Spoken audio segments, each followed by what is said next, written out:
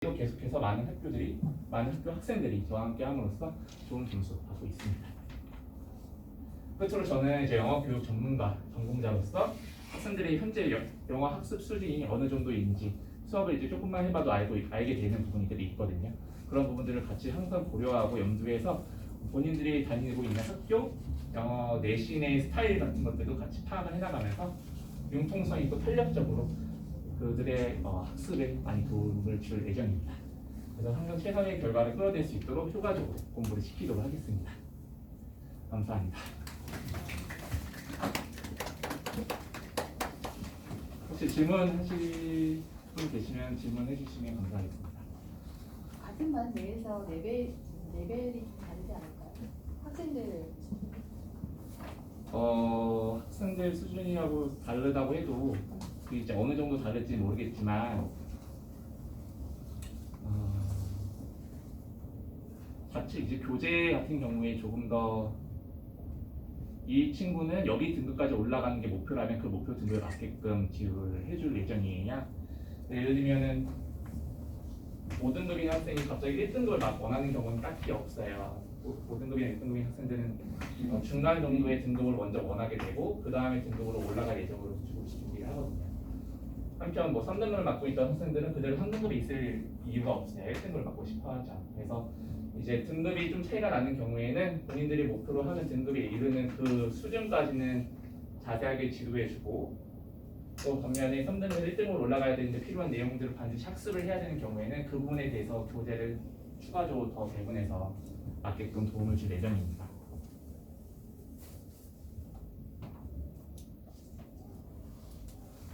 또 질문 있으시면 말씀해 주세요. 어휘 양은 어느 정도? 이제 학생들을 만나서 이제 어느 정도 수준을 갖춰왔었는지를 제가 전체적으로 검토를 해야 되겠지만 통상적으로 제가 지금까지 학습을 시켜온 학생들은 교육을 해온 학생들은 보통 하루에 단어장에 해당되는 원데이 정도는 외우고 있어요. 그래서 그 원데이라고 한다면 이게 하루 단위예요. 하루 단위로 따졌을 때 단어장에 원데이에 해당되는 정도를 외우고 있는데 그 정도가 보통은 40개에서 많으면 50개 정도 될 것 같아요. 근데 이 40개에서 50개가 전부 다 모르는 단어가 아니라 이미 그 어디선가 전에 시험 공부를 하다가 본 단어들도 있을 것이고 혹은 실생활에서 이미 사용되고 있는 단어로서 스펠링을 몰랐기 때문에 이렇게 막 낯설게 느껴지는 그런 단어들이 많아서 하루에 이 정도 외운다고 말씀을 들어도 얘네들이 실질적으로 정말 모르는 단어 몇 개에 대한 이렇게 물어본다면 한 20개 내지 정도 밖에 안 돼요. 그래서 막 그렇게 단어를 제가 이제 매일 원데이씩 시험을 보고 테스트를 보겠다 말씀을 드렸지만 학습자들이 그게 학습을 하는데 크게 애로사항까지는 없을 것으로 제가 짐작이 되고요. 만약에 너무 많고 너무 힘들다라고 얘기한다면 저한테 개인적으로 말을 해주면 어느 정도 감안을 해서 좀 적게 제가 아까 말씀드렸다시피 제 수업은 어디까지나 좀 탄력적으로 운영하고 싶어요. 그래서 무리하게 정말 못하겠는 부분이거나 혹은 다른 과제들이 너무 많아서 이 부분을 조금 소홀하게 할 수 있는 부분들이 있을 텐데 물론 나무랄 때는 좀 나무라고 다그칠 땐 다그쳐야 되지만 정말 이제 개인적인 상황으로서 안 될 경우에는 그런 부분도 조금 감안을 해야 된다고 생각이 들거든요. 그래서 단어도 그러니까 평상적으로는 이 정도 학습을 시킬 예정입니다.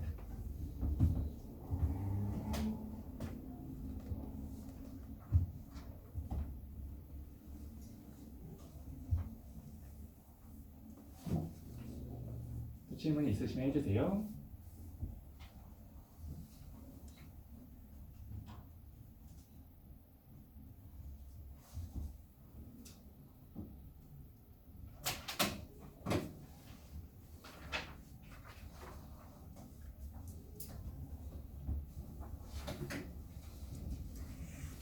여기까지 제 설명은 마치도록 하겠습니다. 들어주셔서 감사합니다.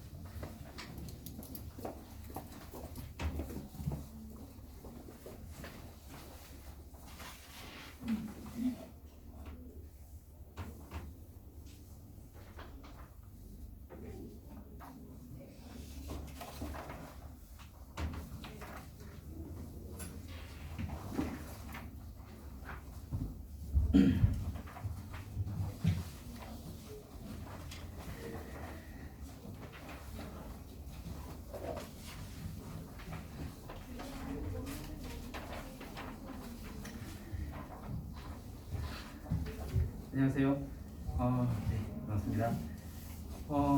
날씨가 많이 춥습니다. 이렇게 추운 날씨에도 이렇게 자녀들을 사랑하고 응원하는 마음으로 늦은 시간까지 이렇게 참여해주신 부모님들, 아버님 진심으로 환영합니다. 그리고 감사합니다. 저는 수학을 담당하고 있는 수학강사 김용훈입니다. 꿈을 완성하는 수학의 힘이라는 슬로건으로 학생들을 좀 항상 학생들과 함께 공부를 하고 있습니다. 꿈을 완성하는 힘. 수학이 대학을 결정하고 과학이 과를 결정한다라는 마음을 가지고 수업을 하고 있습니다. 문과 같은 친구도 마찬가지입니다. 사회 과목은 조금 다를 수 있으나 결국 대학을 결정하는 것은 수학이더라라는 말들이 있더라고요. 그래서 더더군다나 무거운 책임감으로 아이들과 함께 호흡을 하고 있습니다. 수학은 이제 예비 고등학교 2학년이 되면 이제 본격적으로 수능을 대비해야 될 과목들을 배우게 됩니다. 수학 1을 1학기 때 배우게 되고 수학 2를 2학기 때 배우게 됩니다. 그리고 학생들마다 확률과 통계, 보통 문과입니다. 대부분 거의 다 100% 문과일 거고요. 미적, 기하 이 두 아이는 기본적으로 이과 아이들이 진행을 할 텐데 올해는 9대 1의 비율로 일단 응시를 했던 걸로 보여지고 있습니다. 수학에 있어서 미적을 많은 아이들이 봤는데 미적이 상대적으로 기하보다 어려웠습니다. 9월까지는. 그래서 9월 모의고사까지는 미적이 어렵기 때문에 기하 아이들이 조금 더 유리한 건 아니냐. 같은 문제지만 난이도가 쉽다 보니까 시간을 많이 확보할 것이고 그러면 상대적으로 이런 문제를 풀 수 있는 시간, 한 번 더 돌릴 수 있는 시간들이 있으니 이 아이들에게 유리할 것이 아니냐라고 얘기를 했지만 실상 막상 뚜껑을 열어보니까 기하 만만치 않았습니다. 매우 어려웠습니다. 그렇다면 학생들이 많이 몰려있는 이 과목에 몰릴 수도 있지 않겠는가라는 생각합니다. 사실은 확통했던 친구들이 대부분 문과 친구이기는 하지만 혹시라도 수능을 전략적으로 기하를 선택하는 문과도 있지 않을까라는 생각을 했지만 그렇게 되지는 않을 것 같습니다. 그리고 우리 친구들은 1학기에 걸쳐서 얘를 배우게 되겠고요. 2학기에는 얘를 배웁니다. 그리고 학교들마다 조금은 다른데요. 확통을 같이 1년 동안 쭉 나가는 학교가 있습니다. 1년 동안 확통을 나간다든지 아니면 한 학기에는 확통을 하고 다음 학기에는 기하를 하는 이런 패턴으로 보이는 학교들도 있습니다. 대부분의 자사고는 확통하고 기하 그리고 미적을 모두 다루게 됩니다. 이과는 사실은 확통을 배울 필요가 없을 수도 있어요. 수능에서는 애초에 선택 사항이 아니기 때문에 확통을 다루진 않지만서도 자사고 친구들에게 있어서 학교에서 확통을 가르치는 이유는 분명합니다. 단위수를 높일 수 있기 때문입니다. 수학이라는 과목을 좀 더 많이 하게 해서 단위수를 높여서 아무래도 일반고보다 조금 뒤처질 수 있는 내신, 아무래도 좀 경쟁이 치열하다 보니까 그 내신을 만회할 수 있는 방법으로서 과목을 하나 더 선택하는 경우들이 있습니다. 이 얘기에 대한 구체적인 얘기는 그 다음 시간에 이제 오시게 되는 소장님께서 말씀해 주셨을 때 잘 들으실 수 있으실 것 같으세요. 그래서 이렇게 진행을 하게 되고요. 대부분의 이제 이과 같은 경우에 3학년 때 미적을 공부를 하게 됩니다. 그러니까 문과이들은 어떻게 되느냐? 문과이들은 만약에 확통을 다루지 않았던 2학년 학생들이었다면 3학년 때 확통을 다룰 것이고 그렇지 않다면 다시 올라갔을 때 복습 형태로 이렇게 다루게 될 겁니다. 그러면 지금 현재 우리 고등학교 2학년 친구들은 수원과 수투를 맞이하게 되는데 수능에서 요번 수능은 불수능이었다고 합니다. 굉장히 어렵대요. 일단 국어가 85점 컷이라는 것은 굉장히 낮은 점수대입니다. 한 3년 전에 굉장히 불수능이라 했을 때가 83점이었는데요. 그 이듬해 다시 국어가 다시 쉬워져서 90점대 중반을 됐었는데 올해 다시 어려워졌으니까요. 그렇게 1교시를 보낸 친구들이 수학을 만났습니다. 수학의 1번을 보는데요. 역대 수학 1번 문제 중에서 가장 어려웠던 문제였습니다. 1번은 원래 쉽습니다. 종이를 받아요. 그러면 글씨 잘못된 거 없는지 봐주세요 하면서 이제 손 올리고 있다가 내려서 딱 넘깁니다. 그때도 눈으로 딱 봤을 때 몇 번이다 하고 넘어갈 수 있을 정도로 쉬운 문제예요. 손 안 대죠. 그런데 요번 1번은요. 개개인마다 조금은 차이가 있겠지만 대부분의 친구들은 손을 댔을 겁니다. 한 3줄은 돼야 돼요. 1번 문제가 3줄 된다? 이거 충격이에요. 아이들은 1교시에 분명히 오병을 가며 애들한테 얘기를 들었을 거고 어려웠다 그럼 자기만 어려운 건 아니지만 일단 난 어려웠구나 망했구나 생각하고 있는데 1번부터 다시 펑 찌는 문제가 나온다? 충격입니다. 다시 2번, 3번은 예년으로 돌아가서 다시 수준이 낮아졌어요. 그래서 다시 쉬웠게 풀었는데 이 9번은 4점짜리 시작입니다. 8번까지는 계속 3점짜리 문제 풉니다. 그러니까 굉장히 수월하게 풀다가 4점짜리 시작을 딱 여는 문제가 9번인데 일단 수원 문제이고요. 1단원 문제입니다. 어려웠습니다. 굉장히 낯설은 어떤 장치를 좀 해놨어요. 여기에 보면 이 그림의 상태가요. 여기에 이제 X축, Y축이 있는데 보통 아이들이 지수로 본 문제를 만나게 되면 이쪽 바탕에 있는 문제를 많이 보게 됩니다. 이쪽에 있는 경우는 잘 보지 않아요. 또 하나 숫자가 3분의 2입니다. 잘 나오지 않는 숫자예요. 수능에서는 되게 정정당당하게 문제를 내거든요. 2, 3 되게 자주 다루던 2분의 1 정도입니다. 근데 3분의 2다? 근데 막상 이 문제 풀 때요. 줄이 굉장히 길어집니다. 4점의 시작치고는 굉장히 깁니다. 긴장을 바싹 하게 되죠. 근데 이게 수원입니다. 11번입니다. 이제 두 문제를 지났습니다. 탄젠트예요. 그러니까 2단원의 문제입니다. 근데 원래 수능에서는 코사인과 사인을 주로 다룹니다. 근데 탄젠트가 나왔어요. 조금 심상치 않다. 그런데 거기에 정삼각형이다? 어색하다. 봤던 건데 얘도 받고 익숙한 건데 뭔가 모여 있어요. 어색하다. 이거 뭐지? 흔들리기 시작합니다. 그럼 국어에서 한 대 맞았는데 가뜩이나 아침에 일어나서 공부도 하지 않던 아이들이 졸려 죽겠는데 딱 이 시간에 왔는데 여기다 쉽지 않은 그런 이제 딜레마에 빠지지 않았을까라는 생각이 듭니다. 그리고 이 그림도요. 탄젠트가 뭐가 그려지다 만 듯한 느낌이에요. 굉장히 어색해요. 원래 찍 올라가듯이 얘도 찍 올라가거든요. 보통은요. 점근선도 좀 그려줍니다. 근데 그런 게 없어요. 그러니까 뭔가 이렇게 뭔가 씁쓸한 이쯤 되면요. 수학이 딱 시작되고 나서 한 20분 정도 경과되는데요. 보통은 20분 안에 이거 다 끝내고 나왔어야 돼요. 근데 시간이 많이 걸리죠. 흔들리기 시작합니다. 21번입니다. 21번과 22번은 가장 킬러 문제에 해당하는 문제인데요. 21번 그런데 상대적으로 쉬웠습니다. 많이 쉽습니다. 21번 이렇게 쉽다고? 너무너무 쉬웠습니다. 근데 3단원인데요. 너무너무 쉽지만 글쎄요. 아이들은 어려웠을 겁니다. 왜냐하면 내년에 이제 보면 알겠지만 내년에 이제 수능을 이제 내신 공부를 한 고등학교 2학년 아이들에게 자 이제 시험 대비다. 이거 작년에 안 했던 거니까 풀어봐. 근데 이게 진짜 어려운 거예요? 라고 반문할 정도로 어렵지 않습니다. 하지만 아이들을 쭉 길게 보셔야 돼요. 1번부터 쭉 올라오는 그 시간 동안 받았던 충격과 받았던 공포감이 얘조차 굉장히 어렵게 보이게 되는 거죠. 그림의 떡처럼 그림의 호랑인데 그런데 그림인데 근데 두렵게 느껴지는 거죠. 굉장히 두렵습니다. 그래서 여기 부분에서도 굉장히 어렵게 느꼈어요. 근데 되게 언어인데 되게 아주 단순한 내용이거든요. 절대값을 했을 때 2가 된다? 그럼 절대값에 써서 2가 되면 그럼 처음 숫자는 2 아니면 마이너스 2가 아닐까? 2 아니면 마이너스 2지 뭐. 얘는 그 다음 숫자가 계속 2배씩 커지는구나. 그럼 2, 그 다음 숫자는 4, 그 다음 8이 하면 되겠네? 그러면 2배씩 커지는 숫자를 고작 10개를 더하는 것에 대한 이야기인데 이 부분에서 굉장히 많이 힘들어하는 겁니다. 그래서 우리 친구들이 실제 이제 내년에 이제 고3 이제 되셔서 이제 다시 이제 만나게 되면 이런 문제 어떻게 대비할 것인가? 그럼 저는 어떻게 대비하고 있었고 어떻게 대비할 것인가를 말씀드릴 수 있을 것 같습니다. 지금은 그런 시간은 아니고 수원이 그만큼 중요한 역할을 할 수 있다. 분기마다 어려운 분기점마다 수원이 그런 역할을 좀 할 수 있었으니 이런 것도 조심하게 대비해야 되는 것은 아닌가? 라는 취지의 말씀을 드릴 수 있을 것 같습니다. 그럼 내신은 어떻게 준비를 해야 될 것인가? 그리고 저런 문제, 저렇게 새로운 신용을 어떻게 너는 대비했느냐라는 말씀을 조금 더 드릴게요. 자, 학교별 내신은요. 요 근처에 되게 많은 이제 학부형님들께서 경신도 어머니도 계실 거고요, 한성여고 어머니도 계시고 되게 다양한 어머니들이 계실 것 같습니다. 학교들 쫙 분석해봤습니다. 올해 1학기, 2학기, 1학기, 2학기의 중간고사까지는 한번 봤고요. 굉장히 다 다릅니다. 어떤 학교는요, 킬러 문제가 많은 학교도 있습니다. 중앙고 같은 경우 보시면 킬러 문제가 6문제나 됩니다. 4문제, 2문제 가지고 굉장히 어려운 학교 있긴 합니다. 그리고 쭉 내려가다 보면 해와여고 같은 경우는 킬러 문제가 없다고 하죠. 0문제입니다. 정말 평이에 있어요. 평이한 것이 무조건 좋은 것만은 아닙니다. 나만 쉬운 게 아니라 다른 애들 다 쉬우니까. 어려운 것이 무조건 나쁜 건 아니죠. 남들도 어렵기 때문에 내가 좀 더 어렵게만 공부하면 되는 것이니까. 근데 추세는 이렇다는 거. 여기 보면 시간적인 압박감이 있는 학교들도 있습니다. 성신여고가 그렇습니다. 성신여고는 일단 문항수가 24개, 4개라고는 하지만 주관식에 가면은 새끼 문제들이 조금 더 있습니다. 그래서 실질적으로 우리가 다뤄야 될 문제는요. 27문제입니다. 그런데 50분이죠. 50분 동안 27문제를 다루는 것은 쉽지 않은 일입니다. 보자마자 풀 수 있어야 돼요. 그러면 성신여고 문제는 쉬운가? 아주 쉽다고만은 말할 수 없습니다. 조금은 좀 어렵고요. 그래서 모든 유형들이 다 나오기 때문에 하나씩은 다 꼭 냅니다. 하나씩은 꼭. 그러면 센을 달달달달 풀어야 되죠. 두세 번은 반드시 풀어야 되는 이런 겁니다.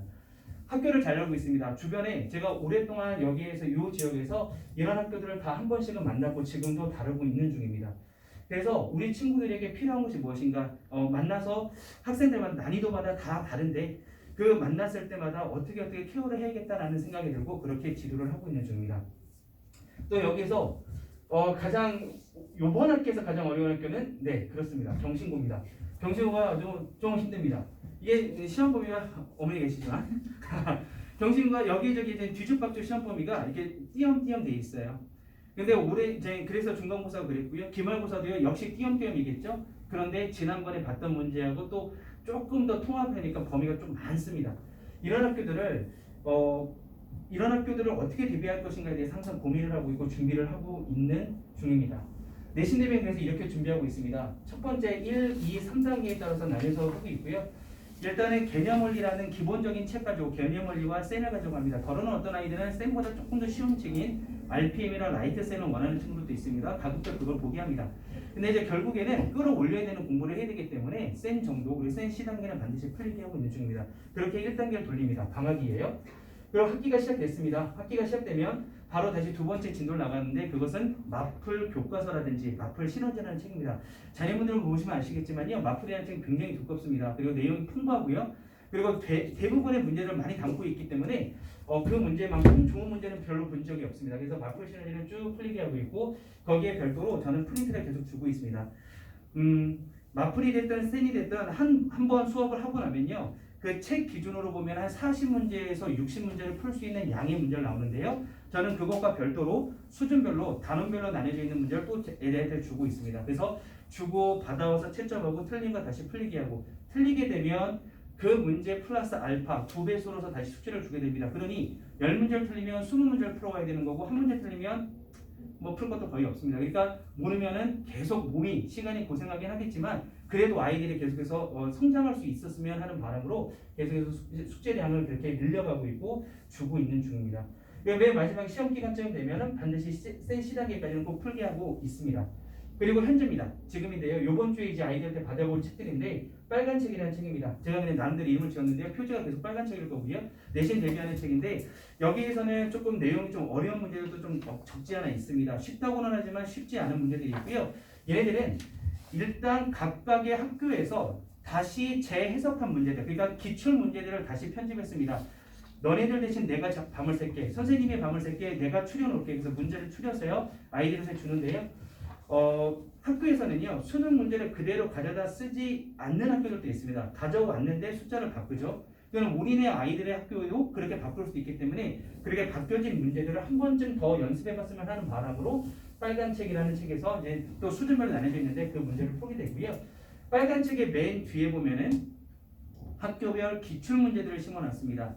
이 지역과 중계동과 동대문구, 그래서 이 근처에 있는 학교들이 어떻게 시험을 보았는지를 연습하게 되는데 거기서도 굉장히 좋은 문제들 그리고 연습할 수 있는 문제들을 시험하게 됩니다. 그리고 요 다음 주쯤 초에서는요 저희가 학생들을 대상으로 과연 모의고사를 볼 겁니다. 20문제에서 25문제 실전의 감각에 맞게끔 시험 범위대로 학교마다 범위 다른데요. 그 학교마다 조금씩 다 다르게 해서 줄 겁니다. 학생들이 받는 시험지는 그래서 다를 거예요. 받는 시험지를 똑같이 50분이라는 시간을 주고 시험을 풀게 할 겁니다. 그래서 좀 실전적인 감각, 아이들이 느긋하게 풀 수 있었을 때와 정말 압박감 속에서 문제 풀 때는 좀 다를 수 있기 때문에 그런 마음으로서 준비를 한번 할 예정입니다. 그래서 그렇게 시험 리허설을 치르게 될 겁니다. 아까 말씀드렸던 수능이 이상한 유형들이 나온다. 그리고 내신에서 어떻게 대비할 것인가. 저는 이렇게 준비를 하고 있습니다. 적중 문제. 시험 대비 효율성을 높여준다는 마음으로 준비하고 있습니다. 수업을 아까 전에 말씀드렸던 그 빨간 책 혹은 찍이라는 교재에서 이런 문제를 다루게 되는데 이런 문제가 실제로 나왔던 사례입니다. 용문구가 그랬고요. 용문구가 이렇게 나왔고 홍익부, 이건 홍익부입니다. 이거는 개성구가 되겠습니다. 이렇게 비슷한 문제를 다시 계속 돌렸으니까요. 학교 선생님들도 학교마다 돌려쓰기 때문에 저 또한 그렇게 하다 보니까 그렇게 되고 있더라고요. 그래서 저는 이렇게 아이들을 풀게 하고 연습시킵니다. 적중 문제는 시험장에서 큰 용기를 준다는 마음을 가지고 있습니다. 풀어봤던 문제면 아무래도 좀 편안하고 좀 용기를 가지고 문제를 풀 수 있을 것이니 그런 마음으로 준비를 하고 있고 아이들하고 같이 문제를 풀어나가고 있습니다. 꿈을 완성하는 수학의 힘이라는 마음을 가지고 있습니다. 학생들하고 같이 호흡을 하고 있고요. 학생들의 이제 강의 이제 평입니다. 학생들이 이제 쫓겨 남겨줬던 것들인데요. 보면은 이 친구는 요번에 회사를 합격했습니다. 회사를 합격하고 나서 여름에 이제 시험을 봤죠. 저는 대성마이백에서 또 사관학교 강의를 하고 있습니다. 그래서 이제 아이들한테 고3이 되면은 야 시험 삼아서 시험 리허설 삼아서 사관학교 시험 좀 봐봐라 이렇게 얘기했는데 덜컥 해본 사관학교를 붙었습니다. 그리고 요번에 수능을 받고 1%, 수학은 1% 걸려서 이제 좀 행복한 고민을 하고 있습니다. 어디를 갈 것인가? 중경외시 이상의 높은 데를 가게 되면 회사 말고 그걸 선택할 수 있으니 좀 꿈을 좀 여유로운 좀 즐겁게 생각하고 있고요. 또 이 친구 요번에 수능을 봤습니다. 쌤이랑 많이 배워서 이번 수학 다 맞았어요. 요번 수학 다 맞았습니다. 다 맞기 어려운 수학이라고 생각하겠지만 불수능이죠. 밖은 저렇게 추운데 엄청 수능이 어려웠대요. 근데 제 생각은 그렇습니다. 1등급은 약 85점에서 86점이라고는 하는데 최상위권은 그렇지는 않았던 것 같습니다. 최상위권은요 100점 웃고 있어요. 어설픈 상위권 아니면 중위권이 망할 수 있었던 시험이었기 때문에 이런 결과 이런 친구들이 꾸준히 논리적으로 차분하게 끝까지 엉덩이 붙이고 앉았던 친구들이 좀 승리하는 것은 아닐까. 저는 이런 친구들을 보면서 관찰합니다. 그리고 저도 배웁니다. 학생들이 저 친구는 왜 성적이 오를까? 저 친구는 왜 성적이 그대로일까를 관찰하면서 아이들에게 조언도 많이 하고 있습니다. 바로 옆에서 저는 이 책상에서 아이들과 같이 수업을 하는데요. 그렇게 얘기를 하고 있습니다. 이 친구는 굉장히 논리적으로 차분하게 그 숙제는 한 번도 미루려고 하지 않습니다. 정말 조그만 숙제든 많은 숙제든 꼭 해오려고 하고 있고요. 논리적으로 이해가 될 때까지 질문을 하고 가는 친구였어요. 결과 좋았습니다. 마찬가지입니다. 이 친구는 주말에 대치동까지 강의를 들으러 갑니다. 오전 9시에 대치동을 갔어요. 어떤 특별한 과목 때문에 어쩔 수 없이 갔던 거죠. 그렇게 하고 이렇게 해서 집에 갈 법도 한데 저녁 6시에 수업이 오면요. 쾌한 눈으로 와서 끝까지 수업을 듣고 갔던 친구입니다. 이렇게 성실함이 결국에 그들의 꿈을 이루는데 한몫을 하지 않았는가. 저는 옆에서 살짝 도와준 정도만 된 것 같은 오히려 이 친구들한테 감사하고 있습니다. 이 친구는 고대 경제학과를 갔습니다. 열심히 공부했고요. 마찬가지입니다. 성실한 만큼이나 가장 강력한 무기는 없는 것 같아요. 그래서 그렇게 아이들을 지도하고 있고 이 마지막 친구는 마지막 문장에 3년 동안 좋은 가르침 주셔서 감사했습니다 라는 말이 있습니다. 3년을 만났습니다. 요번에 졸업하는 친구들은 예비 고1 때부터 만나서 횟수로 4년을 만났던 친구도 있습니다. 한 번 인연을 맺으면 계속 쭉 가고 있습니다. 때로는 따끔한 말도 하지요. 때로는 웃는 말도 합니다. 근데 함께하면서 좀 따뜻한 옆집 아저씨 같은 마음으로 좀 아이를 가르치고 있고 그래서 성적도 올라가고 성적을 어떻게 하면 그리고 올바로 꿈을 조금 더 쫓아가는 데 있어서 재수할 수 있는 용기도 주고 이제 이런 마음들도 좀 주고 있는 중입니다. 그래서 아이들이 정말 꿈을 완성할 수 있는 데 있어서 수학이 어떤 역할을 했는지를 함께 고민해 보면서 수업을 진행하고 있습니다. 그 뒤에 보면요. 결국 이 3년 동안 가르칠 수 있다는 것은 결국 우리 친구들이 수능에서도 좋은 결과를 받길 바라는 마음일 텐데 1학년 수학부터 2학년, 3학년까지 모두 아우를 수 있고 커버할 수 있는 선생님 저희 학원에 잘 준비되어 있습니다. 저뿐 아닙니다. 그 뒤에 보면 강의석 선생님 그리고 그 뒤에 보면 김한본 선생님이 또 계십니다. 강의석 선생님은 서울대를 나오셨습니다. 고등학교 때 내내 전교 1등이었습니다. 저는 경험해보지 못했던 그 경험을 하셨던 선생님이에요. 정말 소중한 경험일 것 같고요. 그 선생님이 하시는 말씀 그런 것들이 학생들에게 얼마나 큰 도전이 될 수 있을지 참 많이 기대가 되고 있습니다. 또한 스토리가 있는 수업을 하고 계시고요. 또한 그 선생님께서는 학생들에게 설명할 수 있는 지식이 진짜 지식이야 라고 얘기를 하세요. 그래서 앞에 나와서 직접 칠판에서 설명도 해봐 라는 말씀도 하십니다. 그렇게 수업을 하시는 선생님 따뜻하고 스토리가 있고 재미나게 학생들을 가르치려고 노력하시는 선생님입니다. 그리고 김한본 선생님은 젊은 패기로 학생들에게 꼼꼼한 지도하고 그리고 개념을 차근차근 설명해 주시는 그런 선생님입니다. 바로 옆에서 형처럼 오빠처럼 잘 대비해주는 그럴 수 있는 그런 선생님이라고 생각하고 있습니다. 모두 다 1학년부터 3학년까지 길게 긴 호흡을 가지고 학생들의 성적을 위해서 같이 고민하면서 애를 쓰실 수 있는 선생님들로 저희가 준비를 했습니다. 아무쪼록 믿고 맡겨주시면 저희가 성적에 있어서 혹은 꿈을 키우는 데 있어서 큰 도움을 드릴 수 있을 거라고 말씀드릴 수 있을 것 같습니다. 이상으로 수학과 설명을 마치겠습니다. 감사합니다.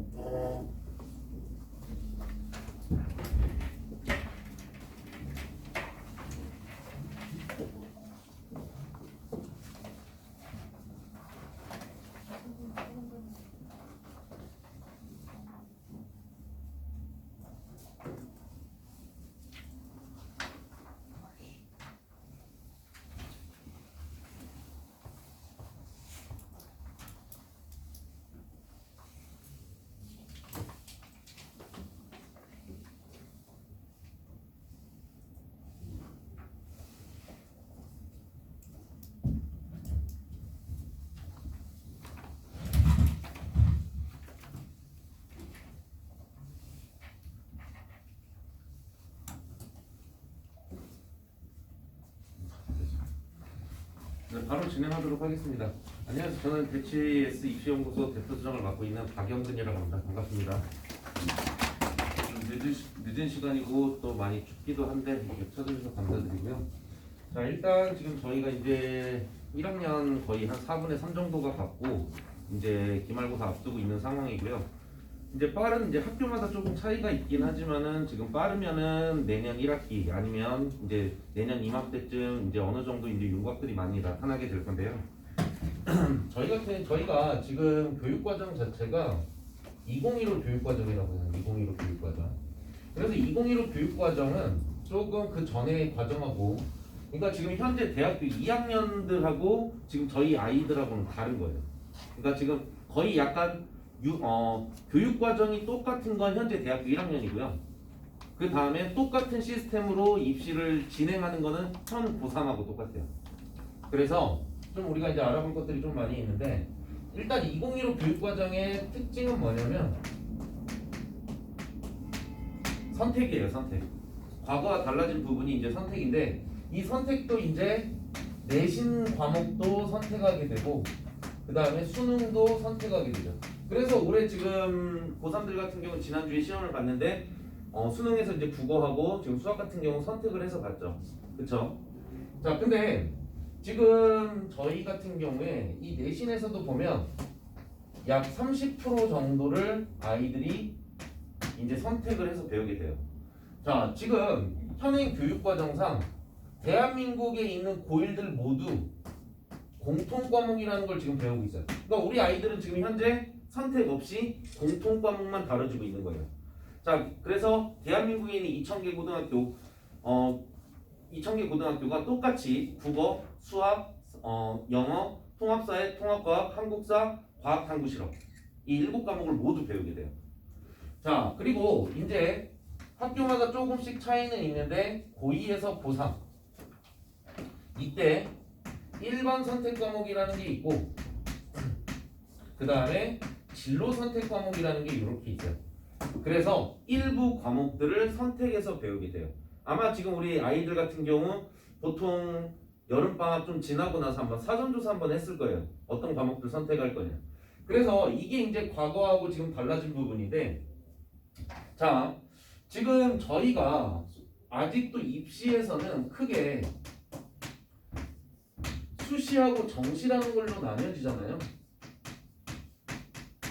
그리고 지금 현행 수시는 6, 그 다음에 정시는 4, 비중은 이렇게 지금 두겠다라고 했고, 그 다음에 수시의 종류에는 종합전형이 있고, 그 다음에 교과전형이 있고, 그 다음에 논술전형이 있고, 그 다음에 소프트웨어 특기자 전형에서 저희는 4가지 종류가 있다라고 생각을 하시면 돼요. 자, 근데 제가 지금 논술하고 소프트웨어 특기자 전형을 지금 쓰지는 않았어요. 왜 그러냐면 논술 같은 경우는 저는 되도록이면 현역 아이들은 잘 권하진 않아요. 준비할 시간이 짧기 때문에 시간 낭비가 많이 될 수 있고, 그 다음에 수능에도 영향을 끼칠 수 있기 때문에 잘 추천드리지 않아요. 단 전략적으로 그러니까 아예 준비를 안 하는 건 아니고요. 갑자기 이제 이런 친구들이 있어요. 고3 때 이제 원서 쓸 때 돼가지고 아무것도 준비 안 됐다가 저 논술할게요, 이런 애들은 저는 거의 반대예요. 두 마리를 다 모두 놓칠 수 있기 때문에. 논술 같은 경우는 수능 최저가 다 붙어 있거든요. 수능 최저가 붙어 있기 때문에 이 논술도 그냥 어설프게 손댔을 경우에는 아까 제가 두 마리 토끼를 놓친다는 게 논술 전형 자체도 놓치고 수능도 준비가 안 되는 그런 상황이 생길 수 있고, 그 다음에 이제 전략적으로 준비하는 친구들 같은 경우는 아까 제가 고2 여름이나 고2 겨울 정도 되면 어느 정도 윤곽이 나오는 친구들이 있어요. 그럼 그 친구들 같은 경우는 그때부터 꾸준하게 준비를 시키는데, 그때 이제 무작정 준비를 시키는 게 아니고 이제 아무래도 시험이 유사한 학교들이 있어요. 뭐 출제 범위라던가 시험 유형 자체가 비슷한 학교들을 이렇게 묶어, 그러면은 내가 한 가지를 준비하면 2가지 학교를 준비할 수 있잖아요. 그래서 이렇게 어느 정도 대비가 된 친구들을 하는데 거의 극소수라고 보시면 돼요. 그러면 실질적으로 지금 저희가 이제 종합하고 교과 이 2가지가 거의 대세론이라고 보시면 되겠죠. 자, 근데 우리가 이제 지금 종합에서 보면은요, 평가를 하는 게 학업 역량이라는 게 있고, 그 다음에 전공적 합성이라는 게 있고, 그 다음에 발전 가능성이라는 게 있고요. 그 다음에 인성이라는 게 이렇게 해가지고 이 네 가지를 갖다가 평가를 해요. 불과 한 4년, 아니 한 7년 전만 하더라도요. 어떻게 됐었냐면 대학들마다 평가 방식이 다 달랐어요. 대학들마다 평가 방식이 다 달라서 한참 난리가 났죠. 그래서 예전 같은 경우에 수시를 6장 쓸 수 있잖아요. 그럼 종합을 6개를 넣으면 6개를 다 붙는 애들이 거의 없었어요. 왜 그러냐면 학교들마다 평가 방식이 다 다르니까. 그래서 한 7년 전 정도쯤에는 연세대 같은 경우는 뽑는 그 평가 방식이 9가지가 있었어요. 우리는 어떤 항목들 다 볼 거야 이렇게 해가지고 그 다음에 뭐 중앙대 같은 경우는 5가지, 그 다음에 뭐 한양대 같은 경우는 8가지. 자, 그러다 보니까 이제 이것 때문에 좀 문제가 됐죠. 그래서 2018년도 들어와가지고 표본을 맞춘 거예요. 그래서 이 네 가지로 확정이 됐어요. 모든 대학들이. 그래서 평가 요소가 명칭은 조금 다를 수 있는데 학업 역량, 전공 적합성, 발전 가능성, 인성 이 네 가지를 갖다 평가를 하게 되는 거예요. 자, 지금 이렇게 지금 보고 있는데 일단